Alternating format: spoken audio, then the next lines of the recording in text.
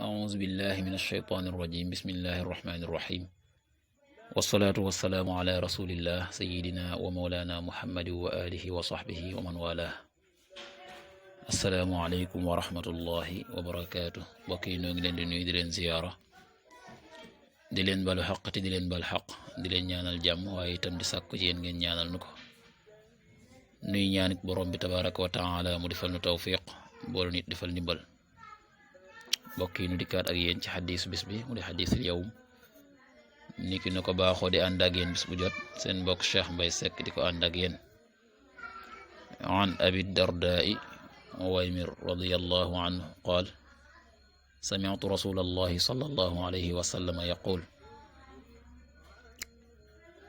ibghuni ad-du'afa fa innama tunsaruuna wa turzaquuna bi du'afaa'ikum rawaahu abu daawud bi isnaadin jayyidin abu darda Uwaymir yàlla na yàlla dolli ko ngërëm nee na dégg na ci yonent bi sallallahu alayhi wa sallama yonent bi wax ne ibghuni sàkkul leen ma ad-du'afaa way néew doole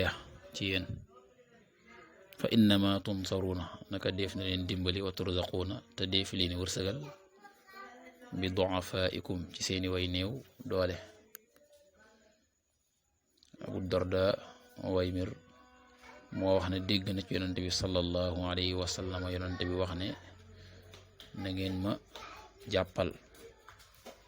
way néew doole yi taxaw leen ndax bu ñu leen dee dimbali ak di leen wërsëgal day ñoom ñoo tax ay bu doon yéen donga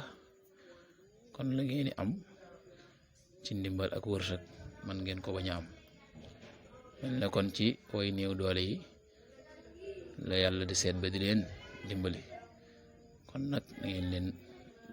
jàpp fonk leen taxaw leen yàlla nañu yàlla defal tawfiq defal ndimbal in uridu al islam mastata'tu ma tawfiqi illa billah wassalaamu alaykum wa rahmatullahi wa barakatuh